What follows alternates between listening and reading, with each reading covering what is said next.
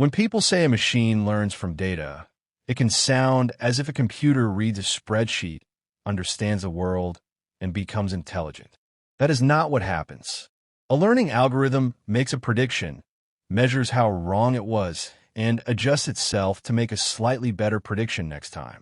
Repeat that simple cycle across many examples, and useful behavior begins to appear. In this lesson, you will see the complete process without equations or confusing jargon. The goal is not to remember the training examples. The goal is to discover a pattern that still works on examples the model has never seen. That ability is called generalization. It is the difference between memorizing yesterday's answers and learning a method that helps with tomorrow's problem.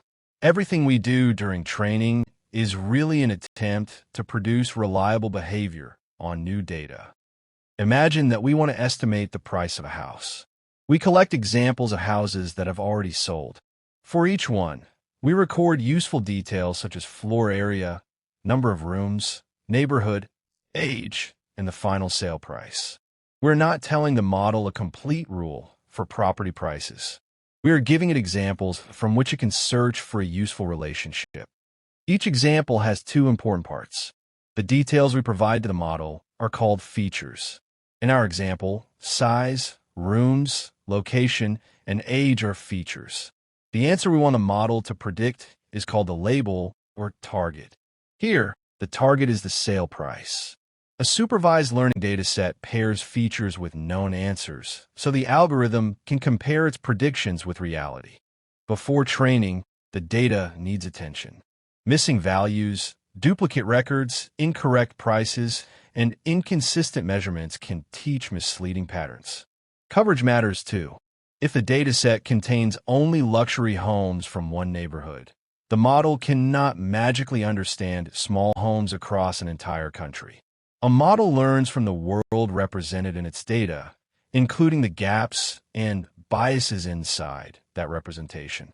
Now we separate the examples into at least two groups. The larger training set is the material the model may learn from. The test set is kept aside and hidden until evaluation. Think of training data as the practice questions and test data as the final exam.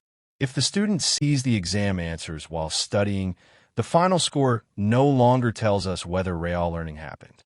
Training begins with an initial model. At first, its internal settings may be random or based on a simple starting rule. It receives the features for one or more houses and produces price estimates. Those early guesses can be far from the actual sale prices. That is expected. Learning begins because the correct answers are available for comparison. The algorithm now compares each prediction with a known answer.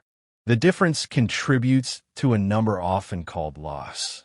Loss is a score describing how wrong the model is across the training examples. A large loss means the predictions need substantial improvement. A smaller loss means the model is moving closer to the answers, although a low training loss alone does not prove that the model will work well in the real world.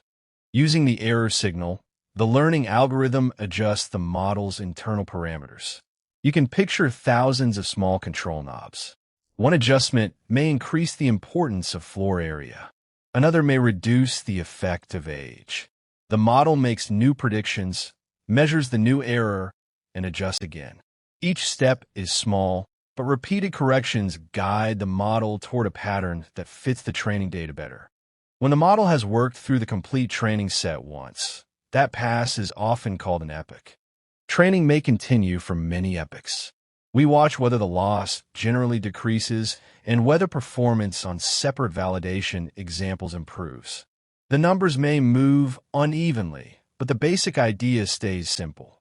Predict, compare, adjust, and repeat. Eventually, the model may discover that larger homes often sell for more, while age or location changes that relationship. It does not need to store one exact answer for every possible house. Instead, it builds a mathematical mapping from features to a predicted price. That mapping is the train model. It compresses useful patterns from many examples into a reusable decision process. Now we use the test set that the model never saw during training. We provide the features, but hide the known sale prices until after the predictions are made. If performance remains strong, the model has probably learned a pattern that generalizes. If training performance was excellent, but test performance collapses, the model may have learned details that do not transfer beyond its practice material. A score only has meaning when we compare it with a sensible baseline. For house prices, a basic baseline might predict the average training price for every house. Our trained model should perform meaningfully better than that simple guess. We also examine the size and direction of errors, because an average score can hide especially poor predictions for certain neighborhoods or price ranges. A model underfits when it is too simple, trained too briefly, or given features that cannot represent the relationship. Imagine drawing one nearly flat line through data that clearly curves. The model performs poorly on both its training examples and new examples because it never captured the important structure. The solution may involve better features, a more suitable model, or enough training to learn the available pattern. Overfitting is the opposite problem. The model follows the training examples so closely that it also learns accidents, unusual cases, and noise. Picture a wildly twisting line that touches every training point. It looks perfect on the practice material, but behaves badly between those points.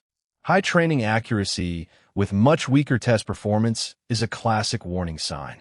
To reduce overfitting, we can collect more representative data, simplify the model, stop training earlier, or add constraints that discourage unnecessary complexity. We can also use a validation set to choose settings without repeatedly looking at the final test set. The exact technique depends on the problem, but the principle is consistent. Reward patterns that survive beyond the examples used to learn them. Once the model passes evaluation, we can give it a house that has no known sale price. The same preparation steps convert the new details into the features used during training. The trained model applies its learned mapping and returns an estimate. That output is not certainty.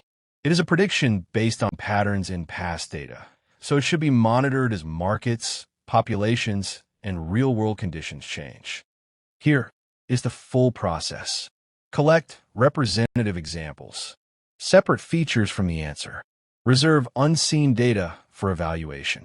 Let the model predict, measure error, adjust, and repeat. Then test whether the learned pattern works beyond the training set. Remember 2 rules. Low training error is not enough, and new data performance is the real goal.